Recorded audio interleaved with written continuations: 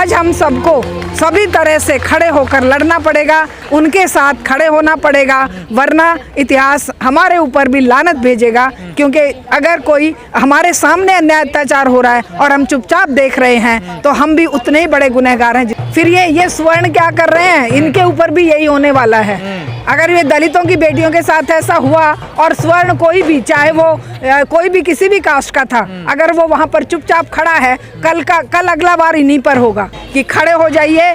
दलितों पर अत्याचार हो, चाहे माइनॉरिटी पे हो, महिलाओं पर हो, चाहे वो आसिफा हो, चाहे वो हाथरस की बेटी हो जिसके दरिंदों को आज कल बरी कर दिया, मतलब आंखों में आंसू आ जाते हैं ये सब सुनकर। चाहे वो आदिवासी मणिपुर के हों जिन महिलाओं को नंगा घुमाया जाता है। तो ऐसे कांड जो रोज हो रहे हैं, उन सब के लिए अगर समाज इकट्ठा नहीं होगा तो वो समाज उन दरिंदों से भी ज़्यादा गुनहगार है। ये हम बिल्कुल खुले रूप में चुनौती देते हैं। मनुस्मृति लाकर ही ये इस देश को शायद क्रांति के लिए तैयार करेंगे, क्योंकि वो मनुस्मृति जो इंसान के दर्जे से नीचे गिराती है औरत को, दलित को, महिलाओं का स्थान इनके पैरों के नीचे होगा। क्योंकि ये तो कहते हैं महिला या तो पैरों की जूती है या उसको दिखावे के लिए देवी के रूप में चित्र बनाकर पूजा जाता है। वो एक लफंगा, वो एक ऐसा मतलब फूहड़, क्या बोलेंगे उसको ना शब्द आते हैं, ना वो शिक्षित है, ना उसको एक ही चीज़ है कि जैसे आशाराम बापू पे, जैसे इन सदगुरु पे, जैसे राम रहीम पे सत्ता का हाथ था, वैसे ही इस पर भी सत्ता का हाथ है। वरना एक 25-26 साल का लड़का इतनी हिम्मत कैसे कर ले। देखिए, मांग तो बहुत छोटी सी है और सदियों से है। वो मांग है कि हमें एक इंसान का दर्जा, बराबरी का दर्जा ये समाज दे, ये व्यवस्था दे। लेकिन इस व्यवस्था ने हमें एक वस्तु के रूप में, सामान के रूप में प्रयोग किया है और ये प्रयोग और ज़्यादा बदतर होता जा रहा है। कहीं पर ये मीडिया में नंगे उघाड़े चित्रों के माध्यम से अपना सामान बेचते हैं, कहीं ये हमारे माध्यम से, हमारे नाम से ये राष्ट्रपति तक पद पे पहुंचा देते हैं और कहते हैं देखो हमने राष्ट्रपति बना दी महिला, देखिए हमने कितना बड़ा काम कर दिया। अभी मुख्यमंत्री बनी है महिला, लेकिन उन महिलाओं का खुद का सोच क्या है, वो खुद क्या सोचती हैं, खुद उनका क्या महिलाओं के प्रति, महिलाओं के व्यक्तित्व के प्रति उनका खुद का सोच उन पुरुषों से भी बदतर है जिनको ये अपनी गुलाम बनाकर सत्ताओं में बिठाते हैं। और अब तो देश आज़ाद है, संविधान का राज है देश में। संविधान इन्होंने पैक करके केवल माथा टेकने के लिए रखा हुआ है। संविधान के माध्यम से ही ये सत्ता में जाकर तानाशाह बने हैं। संविधान के नाम से ही हिटलर भी तानाशाह बना था और ये भी संविधान के नाम पर ही सारे कुकर्म कर रहे हैं। हम कहते हैं संविधान की धाराओं को अगर तुमने अपने जीवन में या अपने सत्ता के कार्यकलाप में उतारा होता तो शायद ये देश जो है ये विश्व में एक शक्ति के रूप में सचमुच गुरु बनता। लेकिन तुमने संविधान को पैरों तले रौंद कर केवल उसका उपयोग उतना किया है कि चुनाव की जो व्यवस्था संविधान में दी है उस चुनाव के नाम पर तुम सारे वोट खरीदने का, चुनाव आयोग को खरीदने का, सुप्रीम कोर्ट को खरीदने का और जितनी भी संवैधानिक संस्थाएं हैं सबको खरीदने का काम कर रहे हो। तो इसके विरोध में केवल महिलाएं आवाज़ उठाएंगी, क्योंकि संविधान जो महिलाओं को हक देता है या संविधान जो पूरे समाज में समानता की बात करता है उसी पर सबसे पहले कुठाराघात ये व्यवस्था कर रही है। भारत सरकार तो तमाम योजनाएं चला रही है महिलाओं को सशक्तिकरण के लिए, आप कह रही हैं कुछ नहीं कर रही है सरकार। एक भी योजना ऐसी बता दीजिए जिससे किसी महिला का कल्याण हुआ हो। ये अगर फ्री सिलेंडर की बात करते हैं या सिलेंडर की सब्सिडी की बात करते हैं, कितना बड़ा धोखा है। वो सिलेंडर जो इन्होंने फ्री दिए उनके ऊपर अब धूल जमी पड़ी है या उनको लेकर लोगों ने और उसके ऊपर बैठने का सामान रखकर बैठ रहे हैं लोग। वो खाली सिलेंडर भरवाने की हिम्मत नहीं बची है, क्योंकि एक तरफ फ्री सिलेंडर दिया और दूसरी तरफ 300 का सिलेंडर बना दिया 1000-1100 का।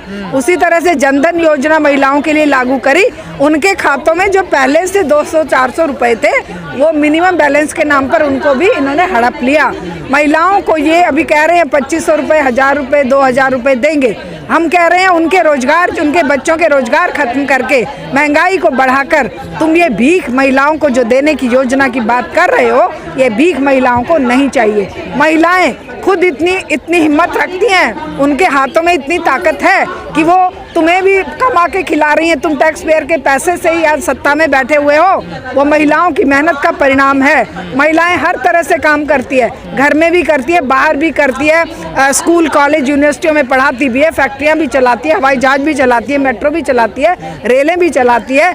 तुम क्या करते हो? तुम महिलाओं के, युवाओं के और दलित और मासूम और आपके जो मजदूर किसान है उनके हक का खाकर सत्ता में बैठते हो। 8,500 करोड़ के हवाई जहाज में रोज बाहर घूमते हो, 14 लाख करोड़ का सूट पहनते हो।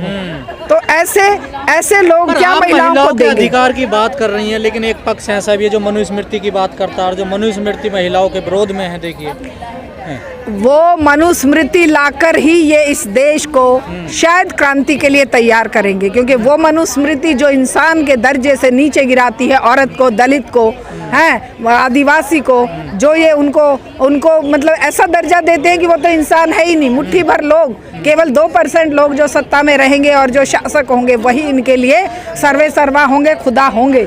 लेकिन आम जनता को ये पैरों तले रौंदने का, मनुस्मृति का जो व्यवस्था पर काबिज करने की बात कर रहे हैं, उसका पुरजोर विरोध इस पूरी 140 करोड़ जनता को खड़े होकर करना पड़ेगा। ये जो हिंदू राष्ट्र की आवाज उठ रही है, इसमें महिलाओं का स्थान क्या होगा इस हिंदू राष्ट्र में? महिलाओं का स्थान इनके पैरों के नीचे होगा, क्योंकि ये तो कहते हैं महिला या तो पैरों की जूती है या उसको दिखावे के लिए देवी के रूप में चित्र बनाकर पूजा जाता है। लेकिन ऐसा कभी आज तक हुआ नहीं है कि किसी महिला को इन्होंने सम्मान दिया हो। किसी भी कोई भी महिला इनकी पार्टी में देख लीजिए या संघ में देख लीजिए, कोई एक महिला बता दीजिए जिसको इन्होंने बराबरी का दर्जा देकर सम्मान दिया हो। हमें तो याद नहीं, हम तो जब से देख रहे हैं इन्होंने महिलाओं को कुचला है। और मनुस्मृति की व्यवस्था अगर लागू होती है तो ये देश देखिए जरूर एक दिन इतना बर्बाद हो जाएगा कि उससे बाहर निकलना मुश्किल होगा और फिर पूरे समाज को एकजुट होकर लड़ना पड़ेगा। धीरेन्द्र शास्त्री आजकल बिहार में बिहार में चुनाव भी कह रहे हैं कि हिंदू राष्ट्र के लिए मैं आखिरी सांस तक लड़ूंगा। वो एक लफंगा, वो एक ऐसा मतलब फूहड़, क्या बोलेंगे उसको ना शब्द आते हैं, ना वो शिक्षित है, ना उसको एक ही चीज़ है कि जैसे आशाराम बापू पे, जैसे इन सदगुरु पे, जैसे राम रहीम पे सत्ता का हाथ था, वैसे ही इस पर भी सत्ता का हाथ है। वरना एक 25-26 साल का लड़का इतनी हिम्मत कैसे कर लेगा कि किसी के भी प्राइवेट मामलों को ऐसे सार्वजनिक रूप से ये गालियों के रूप में प्रयोग करता है। कह रहे संविधान में संशोधन हो जाएगा, आप हमारा साथ दीजिए। हाँ, वो सत्ता ने इसको चढ़ा रखा है ना। सत्ता कह रही है कि तुम हमारी चापलूसी करो और तुम्हें हम बहुत बड़ा महानायक बना देंगे।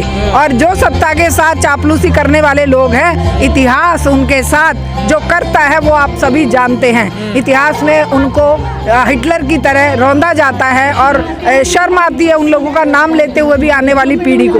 यही हाल धीरेन्द्र शास्त्री का होने वाला, आशाराम को होने वाला, राम रहीम का होने वाला।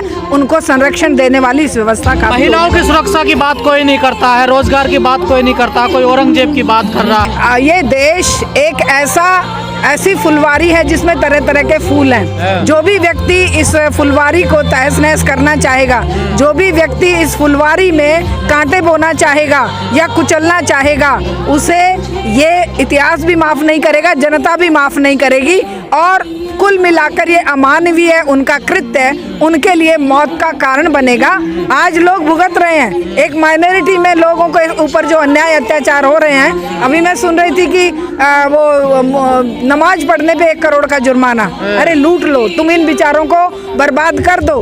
लेकिन कभी भी किसी भी आज आप देख रहे हैं कि यहूदी जो हिटलर ने बर्बाद किए थे, आज वो पूरे विश्व को बर्बाद करने पे तुले हुए हैं। तो इस तरह की अन्याय अत्याचार की जो जवाब होता है वो उसी रूप में होता है। इसीलिए हम चाहेंगे कि लोग, क्योंकि वो खुद अपने लिए नहीं लड़ पा रही है, वो माइनॉरिटी कम्युनिटी आज बिल्कुल कोने में लगा दी है। आज हम सबको सभी तरह से खड़े होकर लड़ना पड़ेगा, उनके साथ खड़े होना पड़ेगा, वरना इतिहास हमारे ऊपर भी लानत भेजेगा। क्योंकि अगर कोई हमारे सामने अन्याय अत्याचार हो रहा है और हम चुपचाप देख रहे हैं, तो हम भी उतने ही बड़े गुनहगार हैं जितना बड़ा अन्याय कर रहे हैं। मंदिर, मस्जिद, नमाज, लाउड स्पीकर यही रहेगा। अब देश में यही मुद्दे बचे हैं।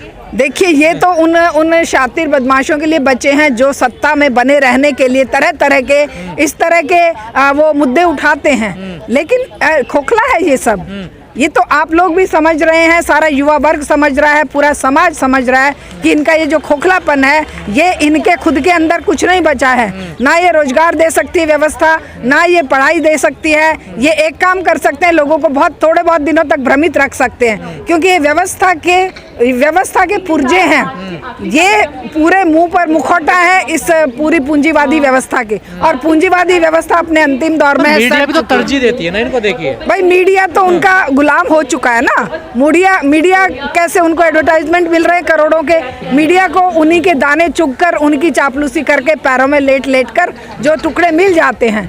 आपकी तरह पसीना बहाने मीडिया थोड़ी निकलता है। आप लोग जो सड़क पर पसीना बहाते हो और निस्वार्थ भाव से काम करते हो, वो उन मीडिया में हिम्मत नहीं बची है। वो मीडिया ताकत खो चुका है। सदी में है, 75 साल देश को आजाद हो गया, अमृतकाल देश में चल रहा है यार। आज भी दलित अपनी घोड़ी पर नहीं बैठ सकता है। मथुरा में 2 दुल्हनों को पीटा, उनकी बारात भगा दी गई वापस। यही तो शर्मनाक स्थिति है ना। फिर ये स्वर्ण क्या कर रहे हैं, इनके ऊपर भी यही होने वाला है। अगर ये दलितों की बेटियों के साथ ऐसा हुआ और स्वर्ण कोई भी, चाहे वो कोई भी किसी भी कास्ट का था, अगर वो वहां पर चुपचाप खड़ा है, कल अगला बार इन्हीं पर होगा। क्योंकि ये एक ऐसी व्यवस्था है जहां पर अन्याय अत्याचार के खिलाफ आप नहीं बोलेंगे तो वो अगला शिकार आप ही होते हैं। ऐसे विश्वगुरु बनेगा भारत, ऐसे विश्वगुरु बन ही नहीं सकता। वो तो आप देख रहे हैं कि भुखमरी के इंडेक्स में देश कहाँ जा रहा है, भ्रष्टाचार में सबसे ऊपर जा रहा है, और कर्जे में भारत बांग्लादेश और इन छोटे छोटे देशों से भी नीचे चला गया है। पर कैपिटा इनकम में नेपाल और बांग्लादेश और श्रीलंका जैसे देश भी हमसे आगे हैं। तो ये कहाँ विश्वगुरु बनेगा। ये तो गुलामी की तरफ लगातार बढ़ रहा है, और एक ऐसा दौर आएगा जब जनता को खुद खड़े होकर इनसे अपने जवाब मांगने पड़ेंगे, क्योंकि अब केवल क्रांति ही इस देश के लोगों को बचा सकती है। बाकी कोई और चीज़, चाहे वो चुनावी राजनीति है, चाहे इन लोगों के ऊपर भरोसा है, वो सब बेमानी है और उससे कोई फ़ायदा समाज का नहीं होने वाला। और हम इसी के लिए आज यहाँ पर भी महिला आंदोलन के लिए भी आए हैं, और हम पूरे देश के लोगों को आह्वान करते हैं कि खड़े हो जाइए।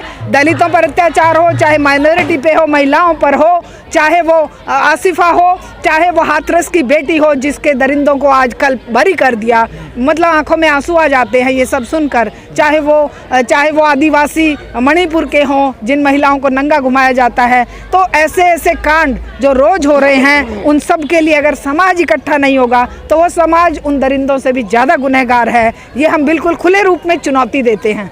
अगर समाज एकजुट नहीं होता तो यह अन्याय अत्याचार उनके घर तक भी पहुँचेगा।